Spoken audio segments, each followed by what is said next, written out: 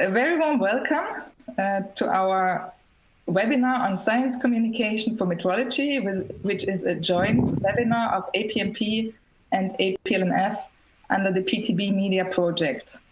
We are very happy that we have Laurie Winkless, an experienced science communication expert and metrologist as our lecturer with us today. Some of you may know her through her work, her publications, or maybe from the APMP meetings in Sydney last year.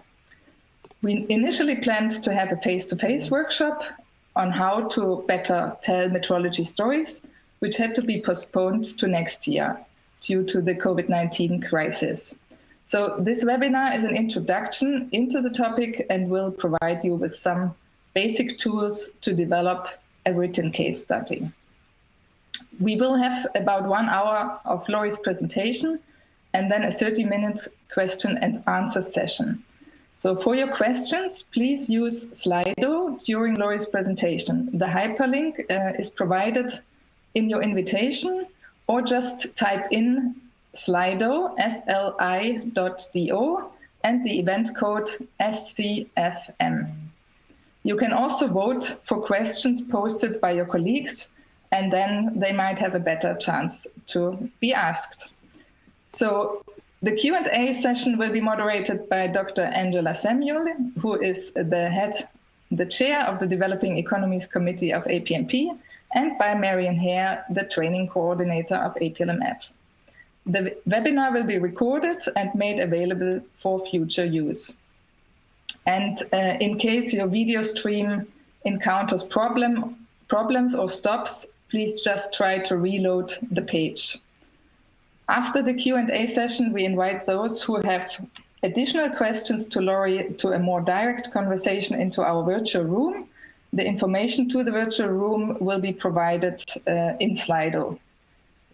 And with that, I look forward to a very interesting, encouraging, and motivating webinar with Laurie, and the floor, or better, the camera is yours, Laurie. Thanks, Karina. I'm just going to open my presentation here, and hopefully you should all very shortly be able to see the slides. Yeah, as Karina mentioned, this is a kind of a taster session for our future 2-day workshop that we are still very much hoping to do, just a little bit later than originally planned. In this presentation, I really want to give you some practical tips and some considerations that will help you within your science communication work, and all of this will be very relevant to your case studies. So just the first slide is kind of a summary of the 2-day workshop that we will be having. So this is not in place of that. This is a tiny sliver of the type of things we'll be covering in that 2-day workshop. And the aim of that really is to very much focus on the needs of the participants. So in this talk, I have to keep it quite general, but this 2-day workshop will be much more focused on your specific case studies. So when you are applying for this workshop, we're asking you to consider and to think about case studies that you might want to develop. So we really want those to be the basis of your learning, so that what you get is really, really bespoke for you. Yeah, so hopefully next year I'll get to see lots of you in real life, but at this point and throughout this webinar, keep in the back of your mind some potential case studies that are relevant for your economy and relevant for your organization. And also maybe think about the types of people or the specific individuals within your organization that would really benefit from taking part in the 2-day version of this workshop, because we want to make sure that people get the most out of it. And just like the 2-day workshop, this webinar is kind of targeted at a very broad range of people. So measurement scientists, metrologists, but also communications experts who are working within the world of metrology. So hopefully there will be something in here for all of you. So very first thing, and I won't go on about this for too long, I'm kind of assuming I don't have to convince you all about the value of science communication, but just to give you a quick kind of introduction, I would argue that all of the things that you see listed on this slide are actually forms of science communication, because anytime you talk about your work, anytime you talk about metrology to anyone, you are communicating your science. So that may be in the form of a technical report or perhaps a proposal for a project. Perhaps you're trying to get some funding for a new research project. Even speaking with or writing for your peers is a form of science communication. Then kind of more broadly than that, you as metrologists and those working in the metrology sector are very often communicating with very smart people, but non-specialists, so non-metrologists. And there you have another layer of challenge as to how you communicate with them. You also have to develop and maintain relationships with your collaborators, again, who might be in different research areas, or as we see from today's webinar, scattered across the globe. You also may have customers from different sectors who you have to communicate your work to. A big part of metrology, and to be honest, with all funded research, is speaking to and communicating the impact of your work to government and to funding agencies. So having the ability to very succinctly summarize what your work is about is hugely beneficial for those conversations too, where you can really prove that you know what you're talking about when you only have just a few moments to impress people. The more kind of obvious form of science communication are the final 2 points. So these are the more kind of public facing activities. This is what a lot of people think that science communication is about. It's just these last two. But as I said, it's much more than that. But this is where you're speaking to people who may never have heard of metrology, who may never have realized that there is a science of measurement. So when you're speaking to those people, you obviously have to, change your language that you're speaking to. But really, having the skills to communicate your work to any of these audiences is just such a boost to your business. It really helps so much. It helps you to prove your impact again and again.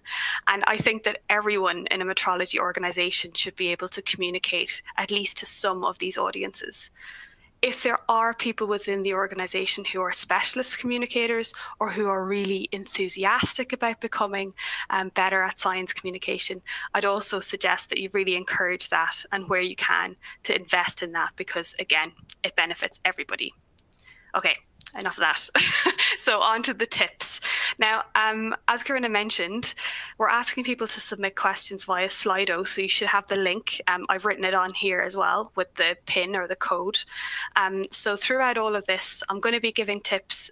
I've picked 7 tips, and I think I probably have 20 tips that I actually think are really important. So as I said, this is just a sliver of what we're going to talk about in the 2-day workshop.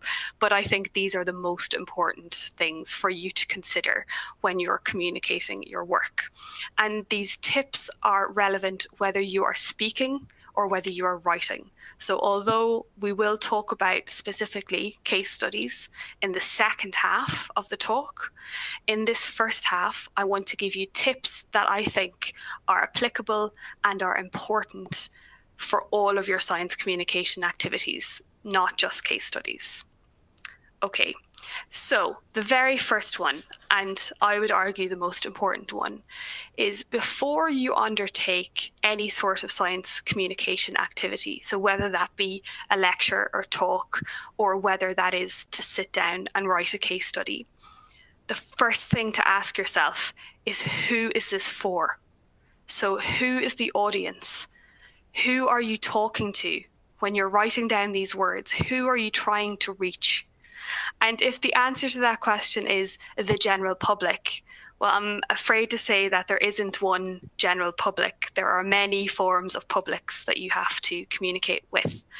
So knowing your audience will have a massive impact as to how you take the next stage. So if this is a case study, you must think about who it is that will read this case study, because then that will help you to decide what language you use in putting that case study together. So if you don't know who you're talking to, you're at a big disadvantage. And this is true in general. I mean, it would be extremely unusual to ever be asked to give a talk or write an article without knowing who's going to be listening to you or who might read the article.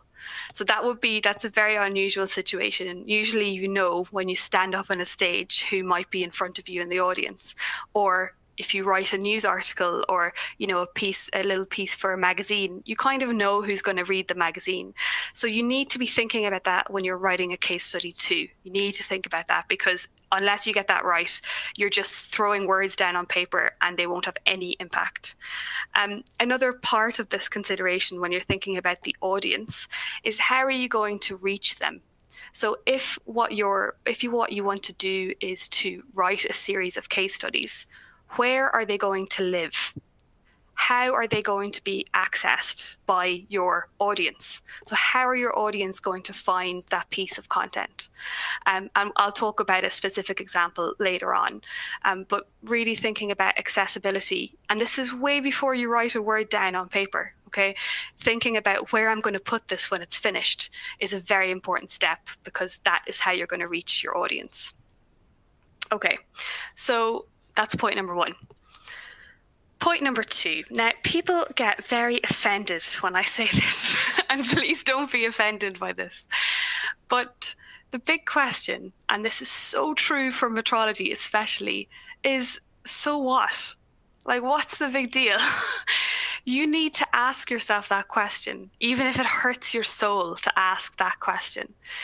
Thinking about why you're writing this. Why are you standing up and giving this talk? Why am I putting this case study together? What is the purpose of this activity? Asking yourself that and being really critical about that is very important, and so few people do it, because they say, oh, but we should write case studies, right? That's just a thing that we do.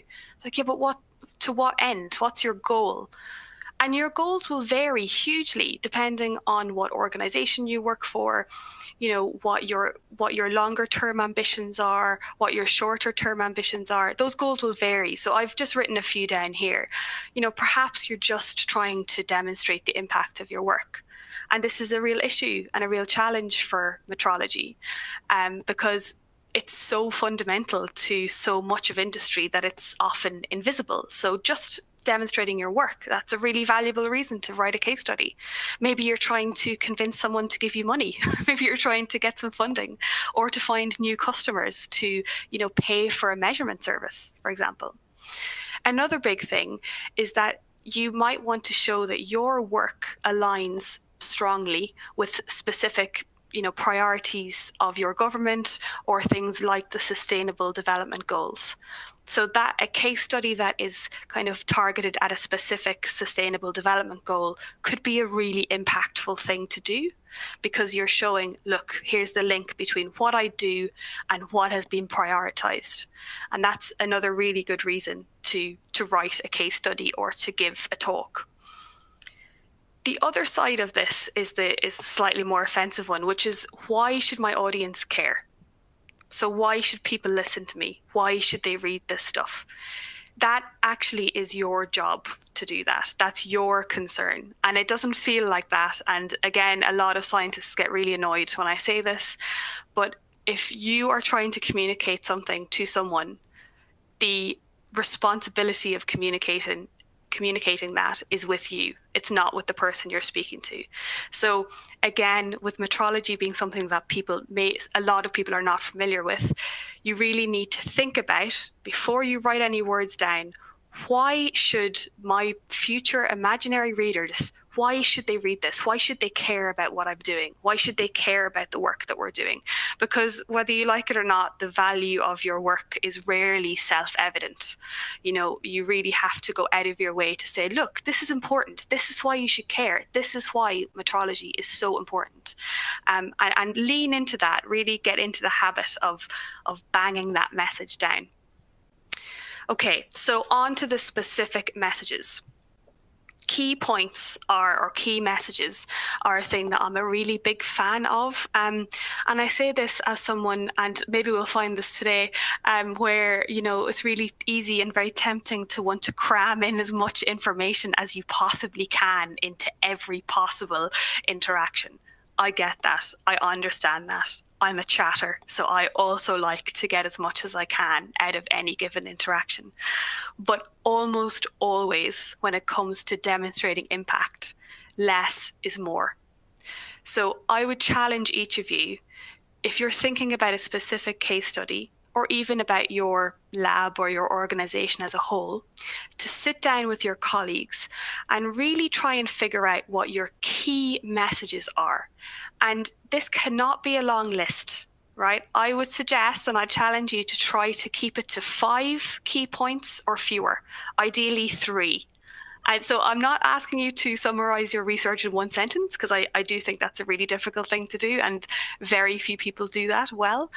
But I think that you should be able to, for any given project, you should be able to identify 3, 4, maybe 5 key points that are the absolute core of what you're trying to say and what you're trying to get across. So sometimes this is called an elevator pitch, because the idea is that you end up standing in an elevator with someone really important, but you only have the distance between the bottom floor and the 15th floor or whatever to convince them of your work. So it's having these really punchy, clear, simple key messages. And you can't do this in your own head. This is something you really need to sit down with your colleagues and to discuss. And another thing to think about, especially with case studies, with these kind of key points, is, can I include my customers or my collaborators? Is there a way that I could include their voice? Are there specific statistics that I can show that offering this service made this difference, or anything like that? If you have specific kind of facts that you can hang onto, they're another really useful thing to think about. So I've actually written down, just to give you an idea of how simple these key points should be. Several years ago, when I was working at MPL, my research was on energy harvesting. So harvesting was thermoelectric, so I was harvesting heat energy to generate electricity. And our research was chosen to be featured at this huge exhibition for the public. And it was over the course of a week, so I couldn't be there every moment of the day. I had to identify key points that everyone else could use as a basis of their conversations. So my 3 key points for this were: energy is wasted everywhere, but we can harvest some of it in the form of heat or vibrations. That's one point. The second point is, you can't get something for nothing, so we can't possibly harvest all of this energy, but even if we harvest a small bit, we can make something that's inefficient more efficient. And the third point, by changing the material structure, we can control the amount of energy we harvest. So these are very basic, right? There's nothing super technical in here, but they form the basis of all of these conversations. And if you're speaking to someone who's a professor at your university, you can layer on the complexity on top of that. But really, these key messages should be simple, simple, simple. Okay. How are we doing for time? Not too bad. All right. So the fourth point is the language that you choose to read. And this very much follows on from the audience that you're trying to reach. So if the audience you're trying to reach with a piece of science communication is a group of teenagers, you're obviously going to use a slightly different type of language than if the audience is a government minister, right? So once you know your audience, that already really narrows down the scope of what you're trying to do and helps you to choose an appropriate language for your audience. Now, there's a thing that is often leveled at people who do science communication and at science communicators in general, which is that, I don't want to dumb down my research, okay? Good science communication does not dumb down your research. What it does is it translates it into the language of your audience. So I'm speaking English right now. If I am speaking to a group of people who only speak French, I'm absolutely wasting my time speaking in English. It'd be a much more effective interaction if I chose to use French. So this is exactly the same thing with science communication. If you want to reach a particular audience, you have to use the language that they use, even if that means that sometimes you don't get to go into as much technical detail as you would like. These conversations are rarely one-off conversations. This is your entry point. And if you want to get a good entry point, you need to make it as easy as possible for your audience. So simpler language is better than complicated language. Shorter sentences are better than long. There's almost always a nicer, shorter way to say something. So again, I really challenge you to think about how you talk about your work and see if you can simplify it and still keep the meaning there and still keep that at the center of that conversation. The final thing with language really is, and this is separate to if you're writing a research paper, for example, because we all know that for some reason scientific research papers like to use the third person. So we say things like, it was done, this measurement was carried out, as if it was carried out by some imaginary creature. But we are humans, and I am a huge fan of putting people back into science and technical writing. So when you're writing a case study or you're putting a presentation together about your work, please use possessive words. And by that, I mean, say, we did, our facility, I have. Take ownership over this, because not only is it much more interesting, to read or listen to, but it really reminds people that science and technology and engineering are done by people. And that is a very important thing. And it's something that comes into the next point. So we're on 5 now. I've got 7. So hopefully you're all still holding in there. So the 5th point is, I want you always, when you're writing about your research, to tell me a story. I don't want to read a long bullet points list of facts and figures. Facts and figures are really important, and when you have them, use them. However, they are not a story in and of themselves. They don't make any sense in isolation from the context that you give them. So, you might say, oh, well, this surface tension is this. And unless you know surface tensions of lots of liquids, it's meaningless. You have to give it a context. So, and this is very true when writing a case study, or even when writing an article, like a more general article, a news article, for example. I want you to bring me along with you. I want you to hold on to the hands of your readers and you bring them along with you. We know from tons and tons of research that human stories, so the stories where someone actually brings you along on a challenge and tells you when things went well and when things went badly and the challenges you had to overcome, those stories are much stickier, right? I mean by that they stick around in the minds of your readers or your listeners much more effectively than one that just gives you lots of facts. And don't get me wrong, I'm a physicist, right? I love facts, I love numbers. But if you actually want to kind of develop a relationship with someone, or if you're trying to convince a new customer that your lab is the right lab to do these measurements, you need to show them that you really understand the process of science from beginning to end. So you need to bring people along with you and make them really care about your work. The other thing is to try and keep your pace. So especially when you're speaking, but this is true in writing also, keep your pace steady. And by that, I mean, you don't want to rush through it. If you find yourself at the end of a presentation furiously clicking through the last few slides, it's probably because you've tried to fit in too much, and perhaps because you weren't strict enough on your key points. Okay, so really challenge yourself to just pare things down and focus on telling a story, because that is what works really, really well. Okay, the 6th point is the use of images. Now, this may not be available to everyone, but if you can invest in a photographer, I do highly recommend it, even if it's a photographer who just comes to your facility for a day or a few days and just takes heaps and heaps of photos. What you're left with then is a very valuable database of images that you can use for a whole host of different activities. So you can put them into presentations. You can use them when you're putting a case study together. You can add them to a Twitter feed or your social media accounts, because visual things are much more engaging to see, especially online.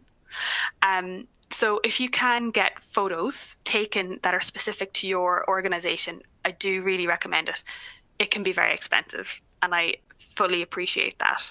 So in the absence of being able to invest in a photographer, The internet is full of images that are really eye-catching, some of which are free. So if you look under certain Creative Commons licenses, and Wikipedia is a good place to start for that, but it's not the only place, you can have images that you can use for free.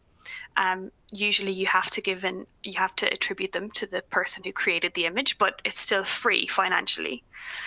If you have a little bit of money, the option is to use stock images. And again, these are professionally taken photographs, usually really eye-catching, much better than any of us would ever be able to do with our own cameras, really. But they come with a particular fee per image normally. Things to think about as well are photos of your team. Again, putting the human back into the science, getting photos of your colleagues, showing yourselves, showing your lovely faces, reminds your customers and reminds your funders that, you know, when they invest in you, they're really investing in people and not just cool technology. And having photos of your facilities can be really great as a kind of a marketing tool as well, because you can show potential customers what you've built. You know, that's always a nice thing to have too.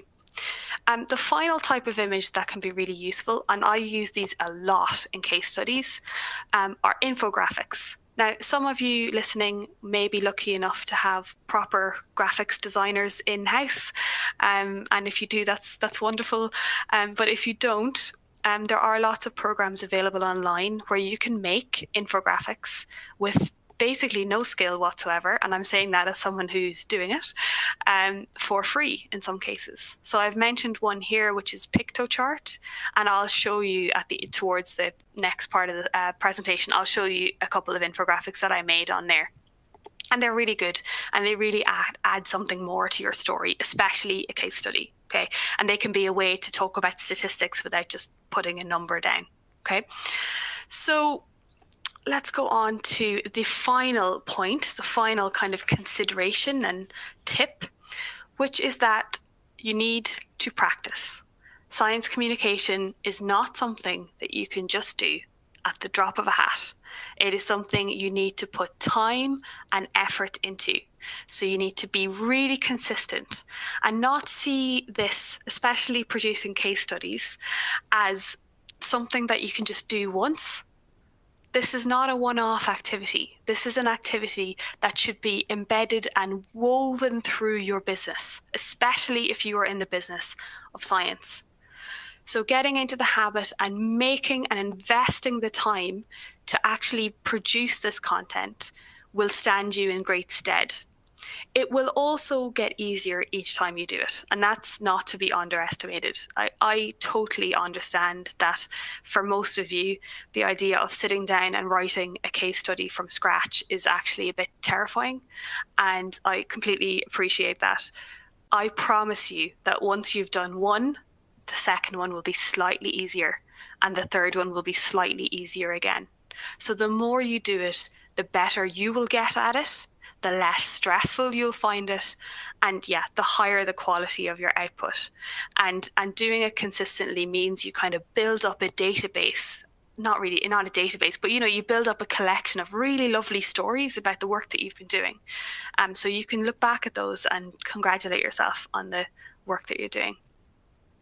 Okay, so the next part of this, the next half, because we're 25 minutes in already, the second half of this presentation, really what I want to do here is to, instead of giving you these tips as a kind of a theoretical idea, I want to show you how I've applied some of these tips to produce real case studies. So I see, for example, there's a question that's come through about how, an example of simplifying complex scientific concepts. So hopefully I'll be able to talk you through a couple of those in these slides. So just to mention, and some of you, if you met me in Sydney, you might know this, although I'm Irish, I'm based in Wellington in New Zealand, and I've been working with the Measurement Standards Lab here for almost 3 years. So I'm a contractor, so I work everywhere, but MSL are my absolute favourites to work with because I'm a metrologist, so it feels like I'm really at home when I work with MSL. And one of the things I was quite heavily involved in was writing content for the, I say new website, but the website that launched in 2018. If you haven't looked at the Measurement Standards website,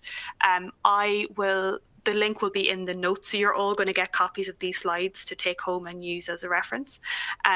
But yeah, it's if you are online also, it's measurement.gov.nz, and it's a really lovely website, and I'm aware that I'm biased, but the point of it is that it was a real attempt to pare down, simplify, make it really impactful website. So I really enjoyed that process, and one of the things I did as part of that was to start to write case studies, so specific case studies on MSL work. And coming back to that idea of making these things accessible, every single case study that I've written for MSL is on the same website, the same link on the website. So there is a specific home on the MSL website that is just for case studies. So that means they're easy to share, they're easy to talk to customers about. So these are real case studies. So what I thought I would do is I would take you through two of them in particular, which have quite different styles from each other, so that you can see that there are options, and we'll go through it in detail. But just before I do that, I just want to say that there are lots of different types of case studies. So a case study might be project specific, so it might be about a particular piece of work.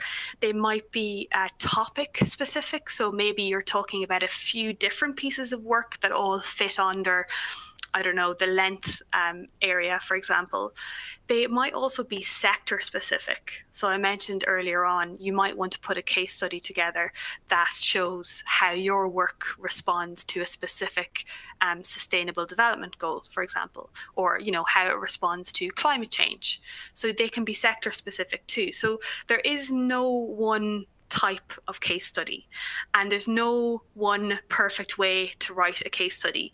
And I'm not going to attempt to do that for you today because it's just a waste of time. But what I can show you are two types of case studies that I have developed, and I can talk you through the kind of pros and cons of each one and the considerations you might go through if you decide to follow this kind of path. All right. Oh, and also, so the two case studies that we're going to go through exist on the MSL website. And again, I'll include the links in the notes so that you can actually just go and look at them yourself and see that that's exactly how they look. But yeah, so we'll come back to those. So example number one is where we develop a case study based on a specific kind of template. So we create a template and then we fill in those boxes with content. Now, this is a very common approach. This is what most case studies look like online, not just in the world of metrology, just in general, in industry or in science. A lot of case studies will take this kind of approach. So it's got a template and you fill in the content with whatever your specific case study is about. And there are positives to this approach, okay? So one of the big positives is that it forces you to use very simple language because they're really short. So if you add up all the numbers in this template that you can see on the right-hand side of the slide, they add up to about 500 words. So that is not a lot of content. So there's that's a nice thing because it makes you be very efficient and very strict with your numbers and with your words and your language. This kind of approach is also really useful for proving your impact or showing your impact for government or funders who are, usually really smart, but again, not metrologists, not usually anyway, right? So this is using clear, simple language in a short, very regimented structure is a really good approach to use if you're just trying to really quickly, very clearly demonstrate your impact. So that's a very good thing.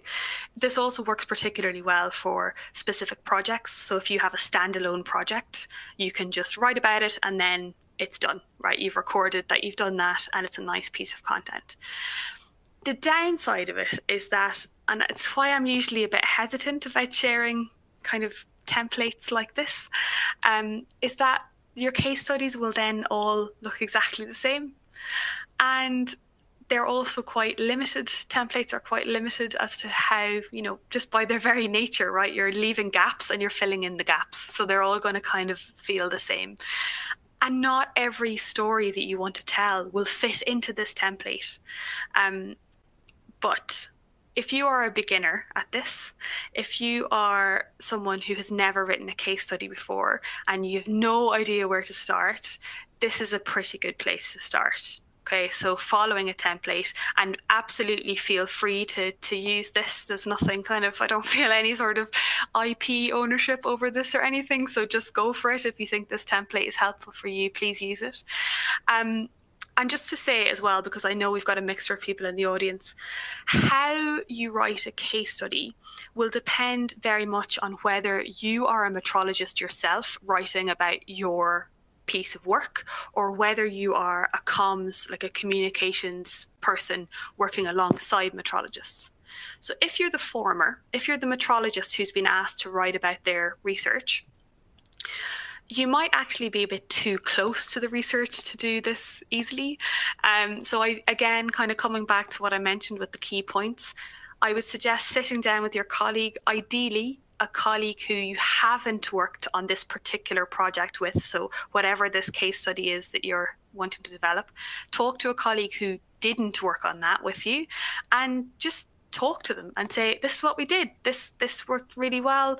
This is what it's meant for the customer. This is what they could do. And yeah, the difficult bit was this. And just have a conversation with them. And that will really help you. Just the ability or the process of speaking it out and talking about it will help you identify those key points that you might need to use.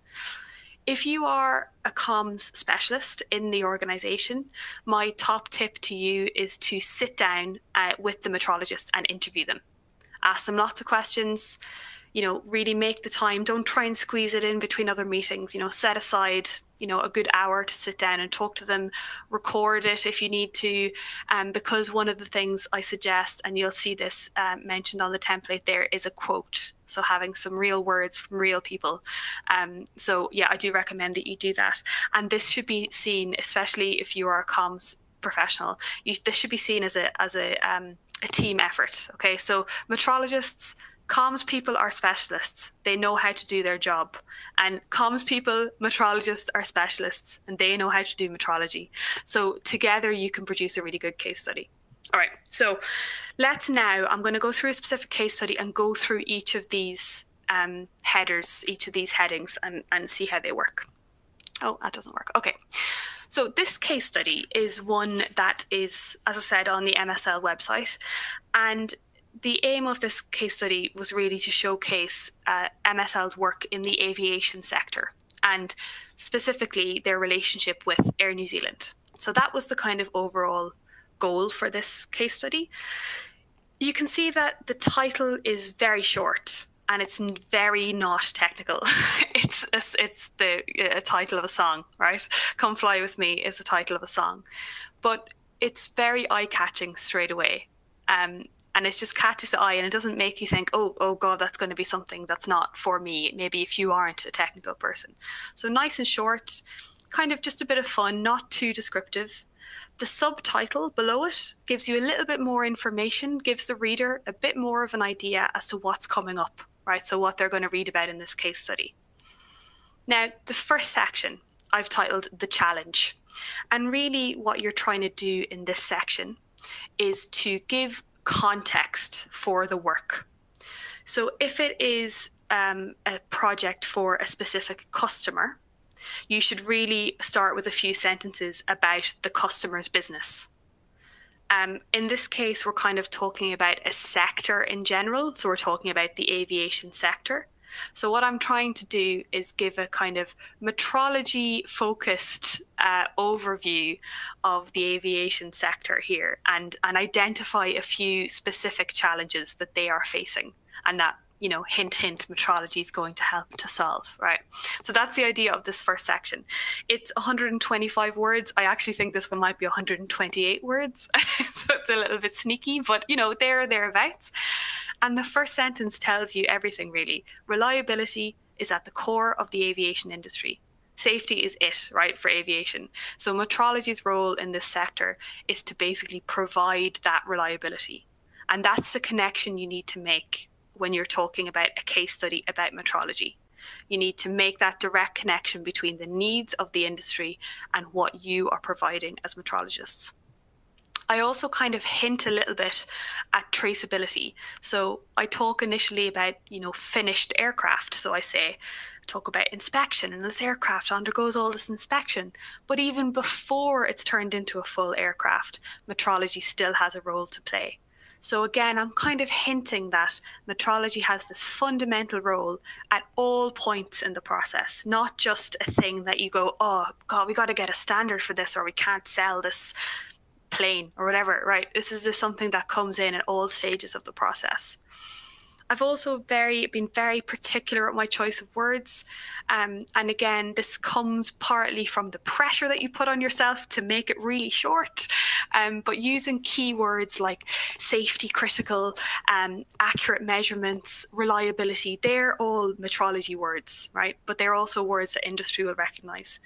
And in this very final sentence, I basically kind of open up with a question. So I'm saying, how can a business respond in this way? And you know what the answer is going to be? The answer is going to be metrology. Okay, so that's what I'm trying to lead my readers through this. I'm trying to lead them through. So this section, the next section, this is called the solution. The solution is generally the bulk of this case study, so 200 words in this case, and it's a big chunky bit of text, and the aim of this really is to showcase what it is that your organization or you as an individual have brought to this challenge. So what is it that you have suggested? What role does measurement play, or what has measurement played in offering this solution? What are the skills that you've brought to bear on this? And again, you're going to see the same echoing of language, like I mentioned. We're talking about precision, we're talking about technical expertise, and importantly, we're talking about shared knowledge. And again, this comes back to the idea of we have experts on this side, we have experts on this side, and together what we create is just wonderful. Another thing to highlight in this section is that I've used the possessive terms, like I mentioned earlier, which is, I've said things like our pressure and temperature calibration training courses. And we have calibrated. So again, I'm taking ownership over this, and I'm showing that we are a team who's doing this. And your potential customers who are reading this case study, they want to understand that. They want to get a sense of your organization. And by using words like we have and I have, and taking ownership over that really helps to give that sense of responsibility and the fact that you take this really seriously. The next section now, this is the kind of the impact. So this is really what specific change did your metrology solution give to this business? So the star of this section really, in a case study, should be the customer. So in this case, I've talked specifically about Air New Zealand. You can see that at the beginning, I say this support allows companies like Air New Zealand to respond quickly to changes in regulations. So in one sentence, I've tried to summarize what the relationship actually means to the two organizations.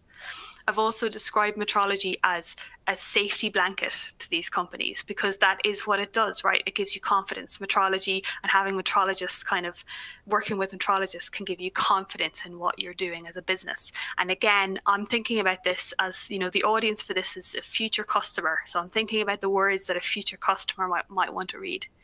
I've also included a quote here from a representative of the customer, but you'll see on the next slide that I kind of take that even further. So Jeff, in this case, just said a really nice sentence about the training courses. So I thought that it was really important to include that in this case study. So then finally on this case study are the final three elements of the template. So the header image, which is the image on the bottom right. As you can see, it's just a really beautiful image of a plane. There's no logos on it. It's not trying to say this is in New Zealand. It's just a really beautiful image of a plane. Because if you're flicking through and scrolling through a website, an attractive image is going to draw your eye much more quickly than a headline. So having a nice image is really useful. And this was an image from Shutterstock. So MSL have a membership of Shutterstock, so they pay a membership so that they can get these stock images. And I do recommend that when you can. The image immediately above that is one of these infographics that I produced on Pictochart that I mentioned earlier. And as you can see, this statistic is not actually relevant to the metrology solution that MSL offered to Air New Zealand. It's a general statistic, but I've chosen it because what it kind of implicitly suggests is if aviation is this important to New Zealand, and metrology is that important to the aviation sector, therefore metrology is very important to New Zealand.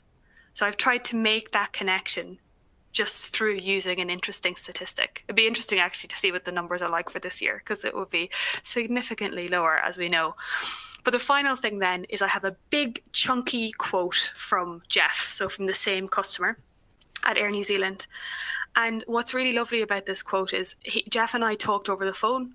We had a conversation. I asked him some questions. He said most of this, and I just kind of assembled it into a quote, sent it off to him to check that he was happy. And he actually added more because he wanted to be even more effusive in his praise. But you can see that the words that he uses really, again, amplify the key messages of metrology, which are things like confidence, trust, close and positive relationship with the lab. These are all the things that a potential customer wants to see when they come onto your website. So that's what the aim of this case study was, to say, look, we are really important to the aviation sector and you can trust us because we've worked with the best. Okay. So now, I'm just going to grab a drink, sorry. This is the second type of case study. Again, please remember that there's these aren't the only two versions of case studies that are available, but these are just to give you an idea of what you can do. So again, this is a real case study. The image on the right, please don't try and read it. You won't be able to. It's very pixelated. But just like before, we're going to go through each one of these sections one by one and understand how the 7 tips have been applied here. The aim of this case study was really to talk about MSL's work in thermocouple thermometry. So it's quite specific, but it actually included a couple of different projects. So because of that, we went with a different format, and this is more along the lines of a kind of a news story or an article. It doesn't have the same template. Although it kind of has hints of the template, it will still hit some of the targets, but it's not structured in the same way. It's much longer. So I've got 800 words to play with here, which is tons. You can say so much in 800 words. So this can be quite a good option if you want to talk about an ongoing relationship, a relationship that you do lots of different types of research with a particular customer or collaborator, or even if you just want to go into a bit more technical detail. If what you're talking about is actually the genius comes because the technology is so interesting, then this kind of approach might be better for you. That's not to say you have an excuse to just stick in as many things as you want. So again, this is just another option that you can do. I haven't included an infographic here because ultimately I wanted this to read more like a news article than a sales pitch. It is really a sales pitch. I'm still showing off how great our work is, but it's not as obvious. So if we go through it now, I can tell you what my key points were for this, right? So I have my key points written down because that's what you should do when you do a case study. So I have 4 kind of 5 key points. Okay, so I'm absolutely at the maximum number of key points that I wanted to include in this. The first one is that thermocouples are generally poorly understood, even though they're used everywhere. Point number 1. Point number 2, the MSL has designed and built 2 pieces of equipment, and the combination has produced a world-class measurement facility. Okay, number 2. Point number 3, this is absolutely unique to MSL and it's a result of more than a decade of research. Point number 4, this is extremely closely linked to industry because some of this technology has gone on to be commercialized. And then the 5th point, this is a kind of nice to have. We could probably not have needed this. So if I was doing a shorter version, I would have left out this 5th point. But the idea is that MSL are leaders in thermocouple thermometry.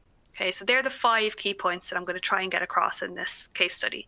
And again, you can see there are some similarities. So again, I use a really short title. I use a subtitle. In this case, the title is probably descriptive enough. I might not even have needed the subtitle, but we used it because it looks great on the website and it looks good when you share it on social media. The image is a real image that's owned by MSL. It's an image of a thermocouple taken on an SEM. And, you know, it's maybe not as eye-catching as a plane, but it's still pretty cool. So now let's look into the details. In this first section, just like in the templated version, I'm trying to set the stage, right? So I'm trying to give some context for the overall story that I'm going to tell. And I'm also very obviously kind of smacking key point number 1 out of the way, because I start by saying, you know, how important thermocouples are. They're great, they work brilliantly, but they're actually much more complex than you might think. And I've used the words of the scientist, so Emil in this case, because he said it. So I just thought, let's use his words. It's lovely. I've also named the specific scientist. That's, again, a deliberate choice because I want to encourage and make our customers realize that these are real humans, real experts with real names, and it's done by humans. So again, it's the same things over and over again. So I also, you'll see, we use lots of possessive terms in the text as well. So we say we and I a lot. So next one down, as you can see here, so the title is complexity. So I've used very simple subheadings. Let me just click back for a little second so you can see. So on this image on the right, you can see that each of the subheadings are just one word. And that's because there are enough words, frankly, elsewhere. So we don't need to write big detailed titles. Subtitles, I should say. We can just use short ones. So let's go forward again. So I've used a really simple subheading. And I've done that just to break it up for the eye as well, to make it nicer to read, but also it gives me a structure. So it's not a template, but it gives me a kind of a structure in which I can tell my story. So in this first paragraph, I've just gone through some of the really basic details about how a thermocouple works. So I think, and of course, this was developed in collaboration with Emil. So he signed all this off. He's very happy with how everything is phrased here. So it's important to note that I've talked about, you know, fairly fundamental physics in really simple language. The idea of it is just to show that there are technical details behind all this stuff. So that's that first section, given a little bit more context. Then in the second section, I kind of go a bit more metrology specific. So if these are so simple and they work so simply, why is metrology even involved? Well, it's involved because the act of using a thermocouple changes how it behaves. And people don't realize that. So this is where we start talking about, you know, why it's really complicated and why metrologists have to be involved. Because if you don't know that about a thermocouple, your thermocouple will give you errors. It will give you inaccurate measurements. So you can't trust it, okay? So again, same kind of messages over and over again. And the key points, again, coming back in here. Now, I'm sorry this is so chunky, but I just wanted to fit it onto one slide. So it's very small text, I apologize. And this is one section where if I was writing this as a template, I would not have as much detail in this section. Okay, I wouldn't be able to go into this detail. And what you can see in this section, and those of you who read quickly will actually be able to just read it, is that I talk about how the 2 pieces of equipment that MSL have built, how they work. So how does this equipment work? So again, this kind of echoes back to the idea of how do we talk about complex science in simple language? Well, here's an example of it. So I'm talking about some really complicated bits of kit, but I'm trying to make sure that the key points are very easy and are using a language that almost anyone can understand. I do have to make the assumption that someone going to the MSL website probably already knows a little bit about metrology, but I don't assume they know anything about thermocouples. So in that section, I try and really talk about how that technology works. So what is the science behind these pieces of equipment? I've also, you can see I say things like our linear gradient furnace, and I again coming back to the idea of ownership. There's another key point that I talk about in here as well, which is the idea that this is a unique piece of equipment, is a world-class facility. So they were some of our points we wanted to mention. And I'm showing that. I'm showing that by explaining how they work and then really punching that message home towards the end to say, you know, this is unique in the world. It has enabled a specific thing to be measured, and no one else has managed to do this. So I really punch that message home, but I've already hinted at that in the earlier text. Okay. Almost there. And the second to last section is design. So this is kind of like the impact section in that the star of this is the customer. And in this case, the customer is actually a collaborator. So it's the organization who have commercialized the scanner, the thermocouple scanner. So rather than try and go into lots more detail, most of this section you can see is actually quotes directly from the collaborator. So David, in this case, David from Isotech. And I've just let him shine because your customer and your collaborators can say things about you and about your business that you can't say, right? I can't say, oh, wow, Emil is just amazing. He's so amazing. I can't say that because it doesn't seem right. It doesn't seem appropriate. It just feels really artificial. But when a customer says that, you can use that. You can lean into that and say, look, our customers give us amazing feedback. So getting into the habit of asking your customers and your collaborators to give you feedback at this stage will help write case studies, right? They'll partly write some of the case study for you, as you can see in this case, where most of this paragraph is quotes from someone else. And then just right in the middle, I say, you know, they've licensed this technology, because that's the star. All right, the final section for this case study is the kind of nice to haves. Okay, this is the kind of extra stuff. Most of what's in here would not be in here if I was writing a template version of a case study, right? Because it's not immediately relevant to this project. But I have this extra space and I can go into more detail, so why not, right? And here I'm kind of showing, again, one of the key points is to emphasize the expertise that MSL has in this area. And I'm demonstrating that by talking about the fact that the two scientists are working on a BIPM guide and they're developing a reference thermocouple. So those two things are not immediately, they're not exactly connected to the project, but they again go, oh, whoa, these dudes really know their stuff. So again, it kind of gives you credibility.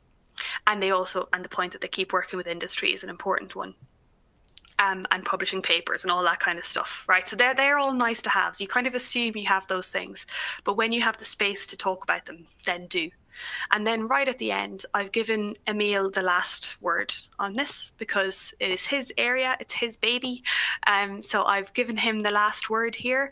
And then importantly, I've included a link so that any potential customer can just click on that and they can send an email direct to Emil.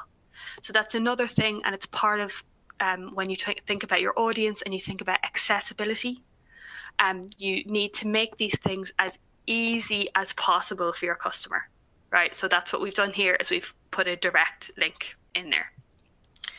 Okay, so they're the two case studies. So in summary, we'll just go through the points that I've run through in this. So we've got 7 key considerations when you're thinking about doing any science communication, but also if you're going to write a case study. The first one is, who is my audience? Who am I talking to? How am I going to get to them? And that is the fundamental thing. Don't write a case study if you don't know who you're writing it for. The second point is, why am I writing this case study? Why am I talking about this? What is it about this particular piece of work that's interesting? And related to that, why should my readers or potential customers or funders, why should they care? The third thing that you do is to start to figure out what the key points are. So what are the things what are the elements that I can put together that will explain how great this project was, or how great, we are. So what are the key points that I need to get across? If I get across nothing else, I'll be happy if I just get these ones, right? So if I've got 3 things, I'll be happy. The fourth one then is, what language do you use? So how do you pitch appropriately? And always that comes back to who your audience is. So if you're writing for your peers in another metrology lab, you will choose a completely different type of language than if you are writing for a potential customer who has never engaged a metrology lab before, right?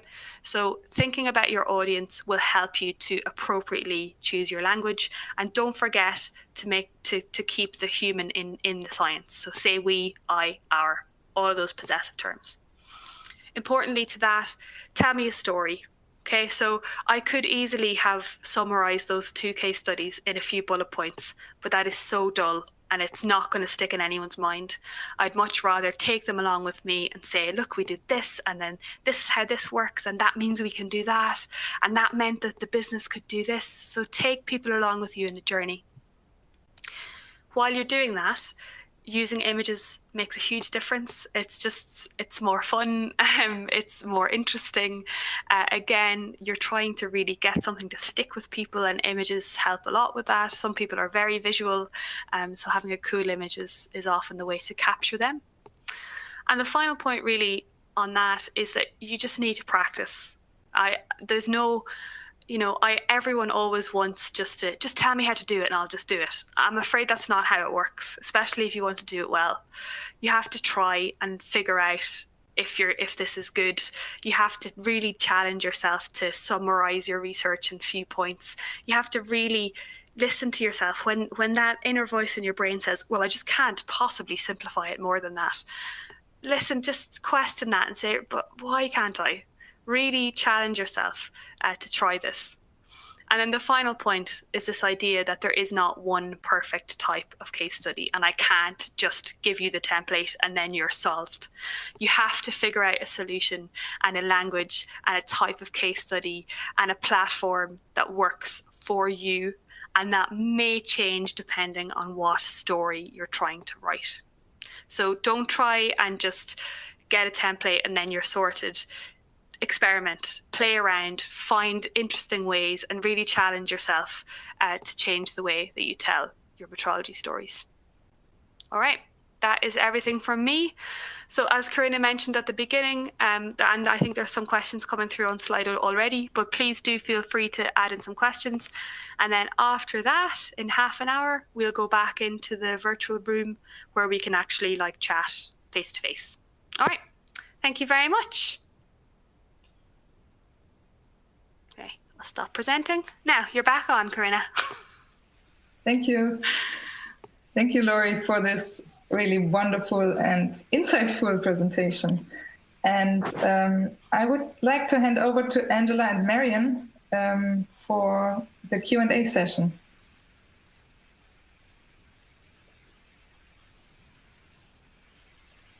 Thank you, Karina and Laurie. That was excellent. Thank you so much. Really interesting. You're welcome. Great examples, and we've got some really good questions coming through.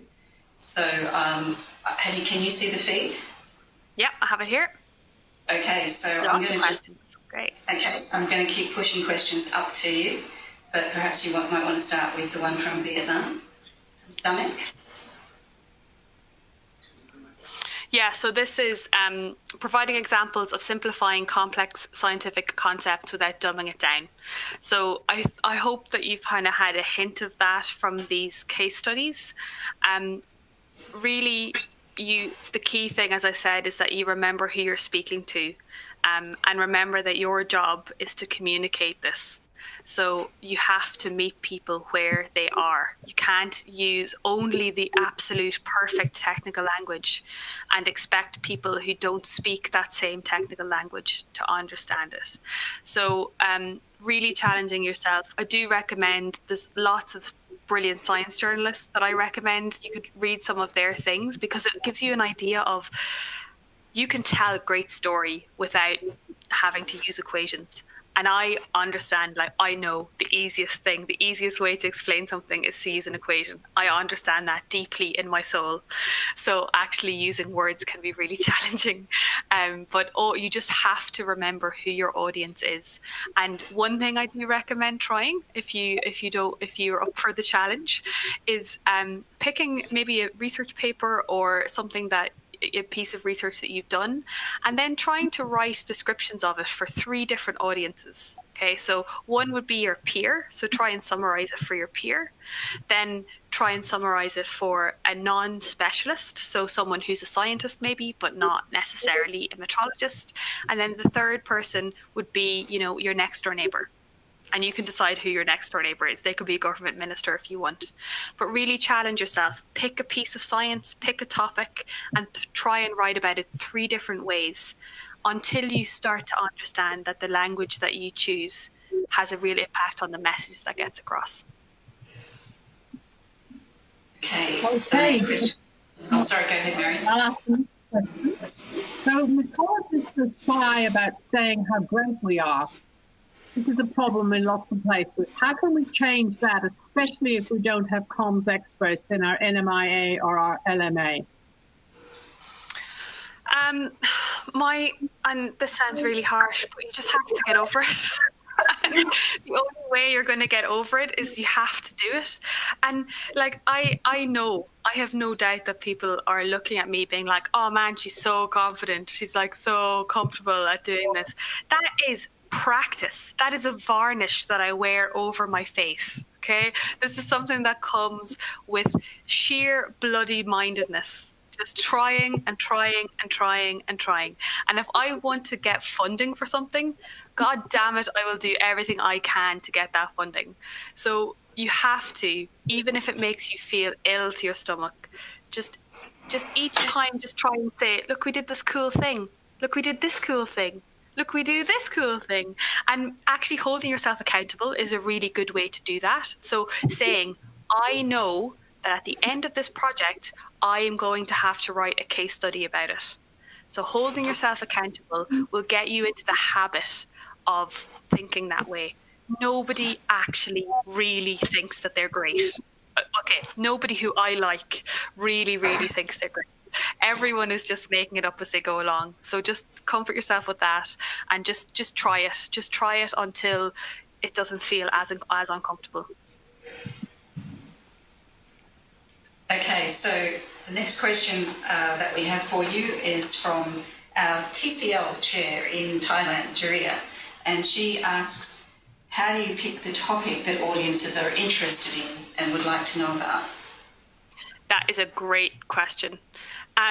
One of the ways to consider that is, what do you go home and tell your roommate or your partner about? So what are the things that you find yourself talking about when you're speaking to your friends? Because honestly, they can be really interesting because they're interesting to you. If something is interesting to you, that is a huge step along the way to making it interesting for someone else. So if there's a thing that you find yourself going home and you're still thinking about and you're talking about, that's probably a good candidate to start with. Also, the other thing is to go from the other end and look at things like the Sustainable Development Goals, look at the kind of priorities in your economy, look at what government is saying is important, and then try and find stories that you can kind of file under that title. So you've kind of got the 2 ways you can go about it. What is interesting to you personally, and then what is a priority to people kind of further above you in the economy, and try and find the stories that fit under those. Okay, Victoria would like to know if you have any top tips for clearing out scientific jargon or acronym soup when writing. When I write reports, I always use acronyms, but I always start the report with a glossary. So every single report that I write will have a glossary at the beginning, which describes what the acronyms are. And because I think sometimes you kind of, if you're trying really hard to communicate science, you kind of convince yourself that, like, oh no, I can't use that acronym, and they actually can put a lot of pressure on you. So often I would say use the acronym, but just be prepared to explain it, and that might be earlier on in the report. So it's fine to use the acronym as long as you explain it. It's also fine to use the absolutely correct technical term, as long as you can explain it. So you can't just expect people to know it. You use it if you absolutely must. If there's absolutely no other way, like, you know, the word entropy, there's no equivalent to entropy. There's also no equivalent to uncertainty in measurement, right? So we have to use that word, but just be prepared to explain it. Thanks, Laurie. Next question starts with less is more. The tip for the first impression for readers, but they then want to know more detail. So how do we use storytelling or narrative elements in publishing our research? Yeah, that's a great question. So, Wendy, do you mean in terms of, I'll make some assumptions. So in terms of publishing our research, if we're talking about a research paper, like a peer-reviewed paper, unfortunately, there's not much scope for narrative arcs. I wish there were, but, you know, it's usually the journal has told you how you're going to say this. So kind of accept that. But one thing that I really do wish more scientific institutions did was to have a blog on their website or a news feed of quite informal pieces. So, for example, one of the things that MSL has been doing, because they have an apprentice, they've never had, this is a first apprentice they've had in many years. So she now has a blog, which she updates every month or two. And it's quite informal and it's quite relaxed. And it gives your readers, and it gives you as researchers a place that you can kind of talk informally about your work, and you can experiment a bit then with your narrative ideas. You know, you can play around but taking the pressure off yourself, not thinking about it as a kind of a corporate tool for promotion. It's actually just a bit of fun and informality. So a case study is never really going to be enough for someone who really knows this area, but then that's not who they're written for. They're written for people who you're trying to get into the industry. They're written for people who you're trying to convince that your work has value, and that's who they're written for.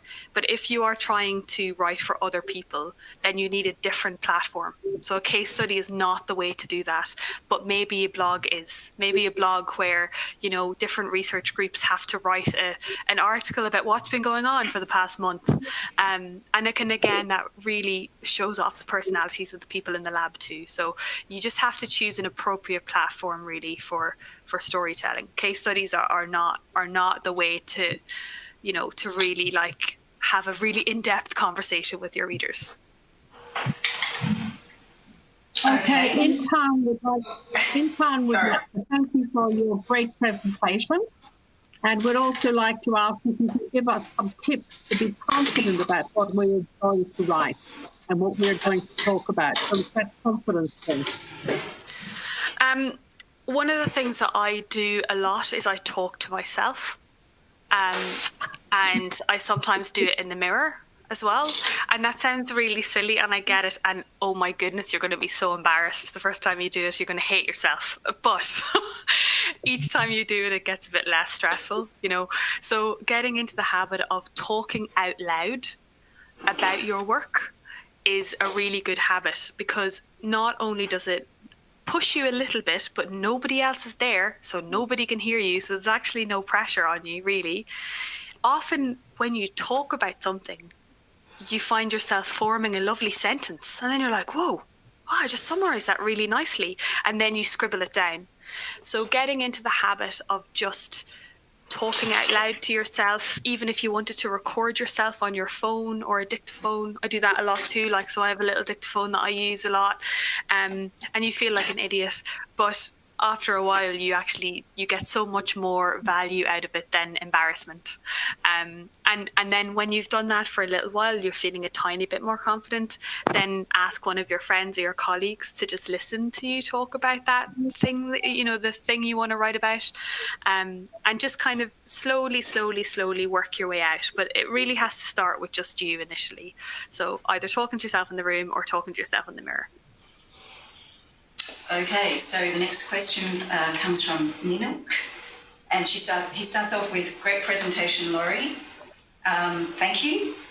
How do you approach audiences with various backgrounds, such as age, education levels, etc., when they're sitting in one room? Fantastic question. Everything I have ever written in my life, I write for a 16-year-old. Everything. And that's not to downplay. In fact, that is a reflection of how smart I think 16-year-olds are, frankly. Because you have to remember, if you're speaking to the general public, right, or, the general public, a general audience, the vast majority of people in that room stopped studying science as teenagers, right? The vast majority of them have, or at some point knew as much science as like a 15, 16, 17-year-old. So if you are targeting that age, you're pretty much bang on, right? You're pretty much going to capture the teenagers who are actually there, the general public who are actually there. And you know what? You're never going to be able to please everybody. And that's a thing that we get as scientists. We get this kind of perfection paralysis where we think we have to get everything perfect. We must explain things perfectly. But if you are trying to make everyone equally happy, in reality, you make nobody happy at all. Because, as I often say, I never want to be beige. I'd rather be black and white. I'd rather have some people think I'm great and some people just think that I'm the worst human than for everyone to think I'm just fine. Because just fine doesn't do anything, right? So if you're really like thinking about, what you knew at 16 or 17 is a really good place to start at if you know your audience is going to be very, very mixed. Jan is asking you if you have any suggestions on how to convince the technical experts that the needs of the audience may need to override their technical rigor. Great question. Honestly, a lot of this is just banging your head against a wall, and it will be really frustrating. And there will be people in your organization that you will never convince of the value of this. And again, this kind of comes back to not trying to please everyone. But the key for me really is as someone who, I'm not actively a metrologist, right? Comms is what I'm doing 90% of the time now. Is I do a little bit of technical consulting, but most of what I do is comms. So I'm kind of coming in as an outsider, and often the people who are saying, well, I just can't possibly simplify this. It's mostly a kind of a fear of getting stuff wrong.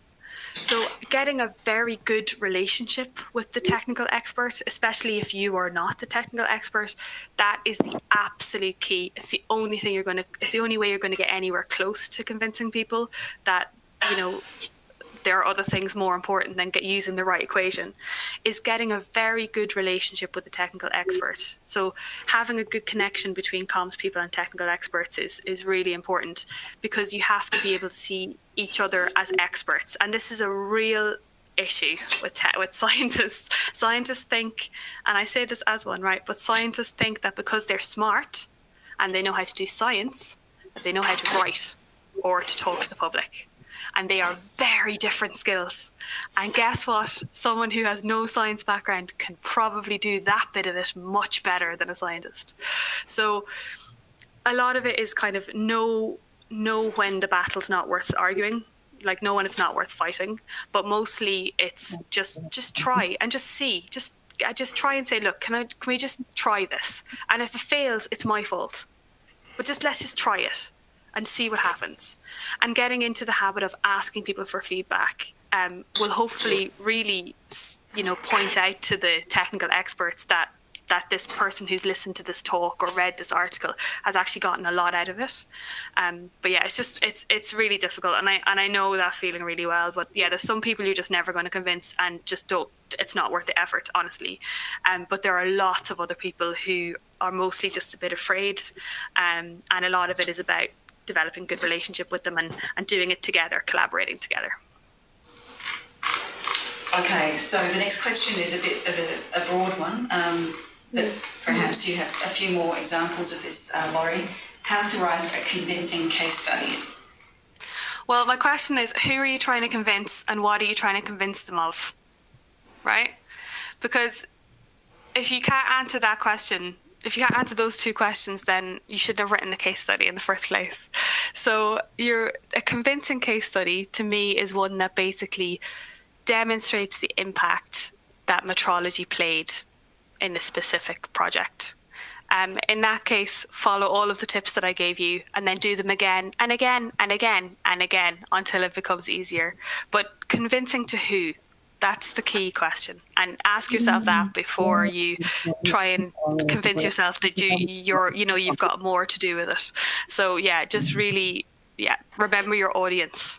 Remember your audience. This next question is talking about our audience being the high government officials. How do you convince them to better understand the critical roles of metrology in society? So the key thing is to make that connection that is absolutely invisible to them, which is that it's where metrology, and we talked about this in Sydney too, but it's the fact that metrology, when it's done well, is invisible. Right, so it's so hard to show that impact. But what you need to really do is to make the connection between what metrology does and what that will mean for them. Right, so why should they care? Well, they should care because without metrology, they can't trust the food that's produced in the country. Without metrology, they don't have a well-regulated electricity grid. Without metrology, and you kind of thinking about it that way. So what are the things that they care about? So this kind of comes back to the Sustainable Development Goals or the government priorities. Government officials tell you what they care about because they have to, right? Because they have priorities, they have policies that they have to follow, that they prioritize. So finding out what they care about and then telling and making the connection from metrology to that, that's the key goal. So who are you talking to? Why should they care? Once you have those things, then you can figure out how to. Well, actually, you don't even have to figure out, because if you're talking about climate change, you've got things like temperature measurements, you've got things like humidity measurements, you've got all of these things that metrology already does, but you're just repackaging them in something that the government has already told you is important to them. So that's the key thing. Look at what they want and then talk about what metrology does to answer those issues. Okay, I'm going to another question from Victoria. In face-to-face comms, do you have any thoughts about how to manage a shift a conversation when you can tell that your message is missing the mark? Yeah, this is a tough one. So usually when I'm having a conversation with someone new, I ask them first what they know. So I'll say, do you have a background in metrology? Or, have you ever heard of metrology? And that gives me the point at which I'm going to start. When I'm kind of midway through a conversation, it's really difficult. Honestly, it's so difficult. But I think sometimes even just asking a question of them, so saying am I making any sense at all? Am I being clear or am I missing the mark? Just being very honest and open about it. A person will quite often respond and say, no, I didn't quite understand that. So does it mean this? And it's what helps you re-steer the conversation. But yeah, it's tricky. Okay. I would like to know, when you're writing articles for a website or other kinds of platforms, how often you should put new articles up so that you keep the audience following? Yeah, that is a good question. I don't think that you need to necessarily, you definitely don't need to be writing like monthly case studies. That's something you shouldn't need to be doing. It's too much work. But I think putting something in your calendar or in the organization's calendar, so maybe you want to publish a case study every 3 months so that you've got 4 new case studies every year. That's amazing. That would be really amazing.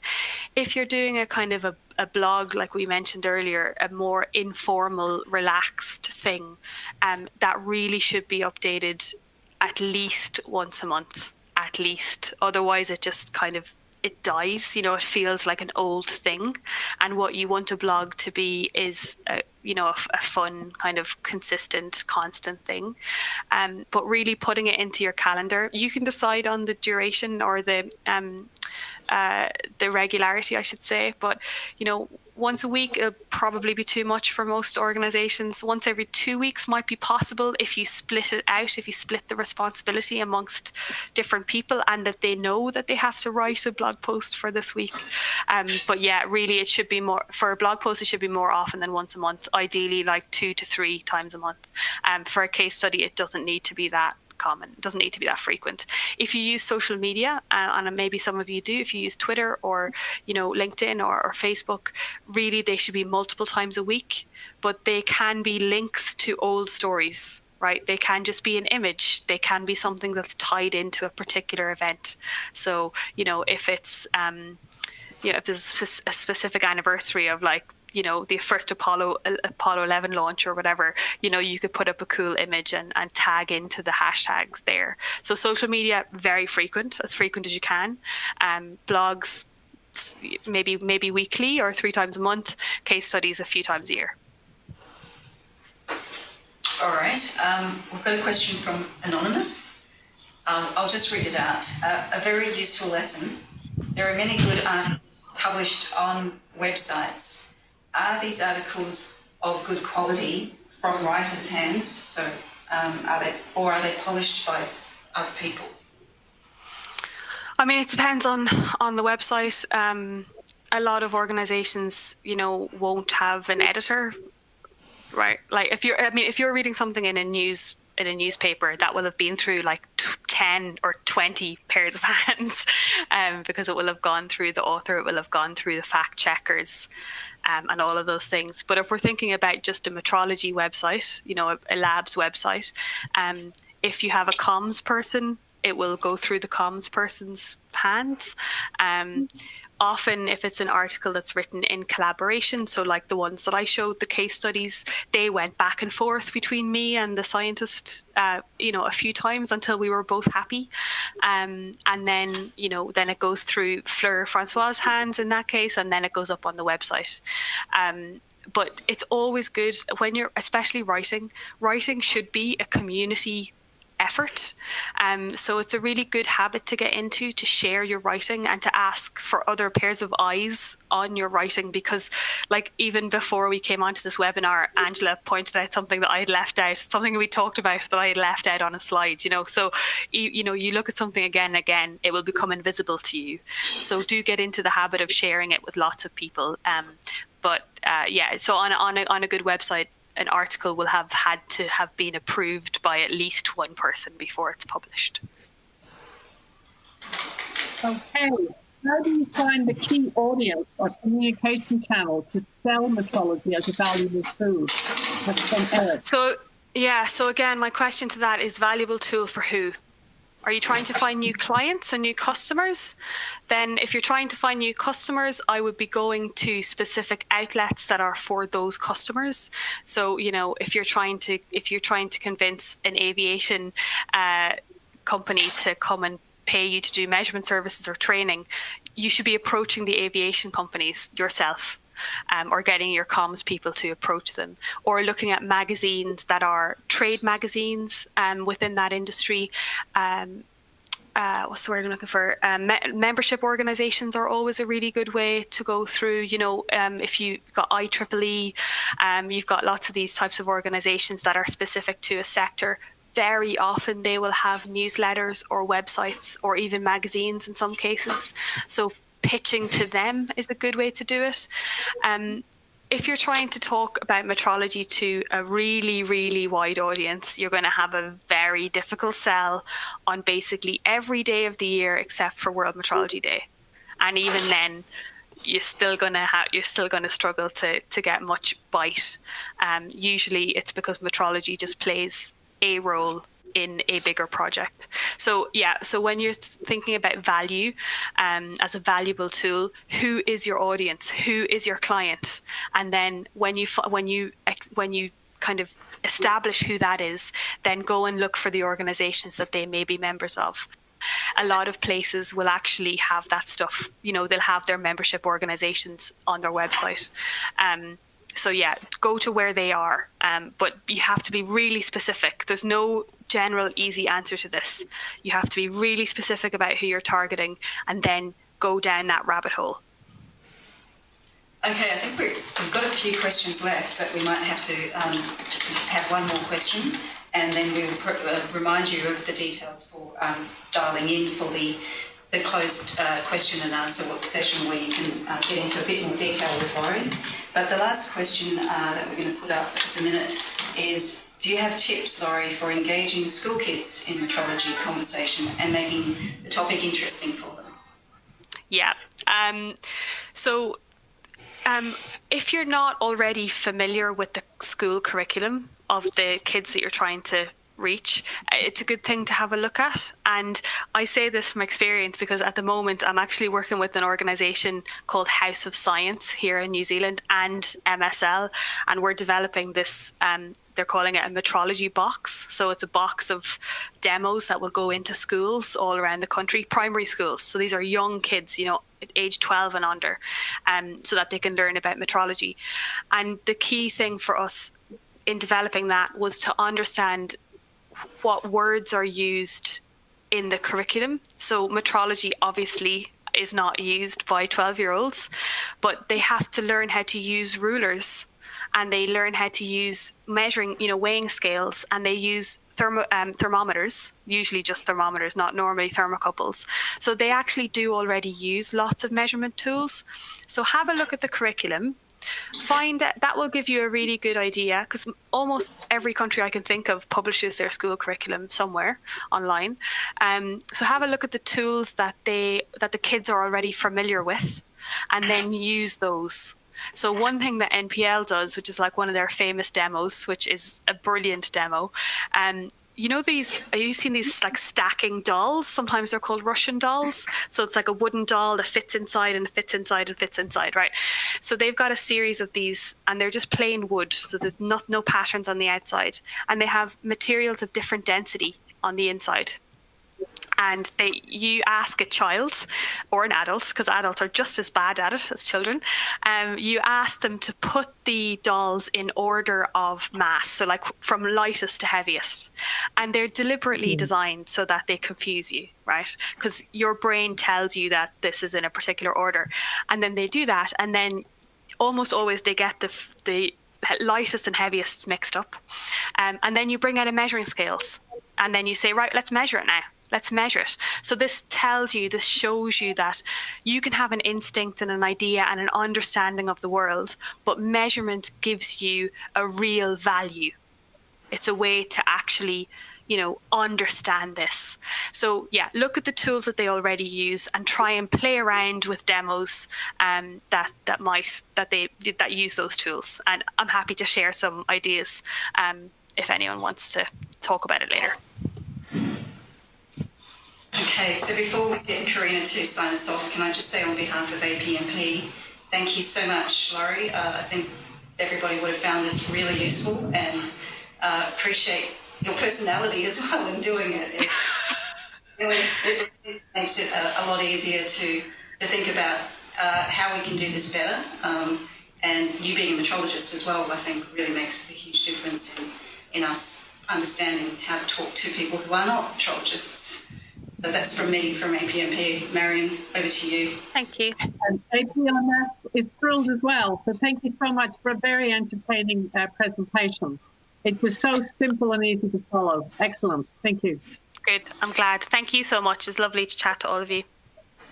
Yes. So thank you, Laurie. Also from my side, thank you for your insight and your hands-on tips and practical tips. And I hope that all of you got a lot of ideas on how to approach telling your stories. And we look forward to see those of you who feel like they need to sit down now and start to write telling their stories in the case study workshop next year, or for the time being in our virtual meeting where you find the hyperlink in the Slido as well. So thanks, Laurie. Thank you, Angela and Marian, for moderation and for the preparation and all the thoughts that went into this webinar beforehand. And thank you, Yusuf, also for your technical support. And thank all of you for listening.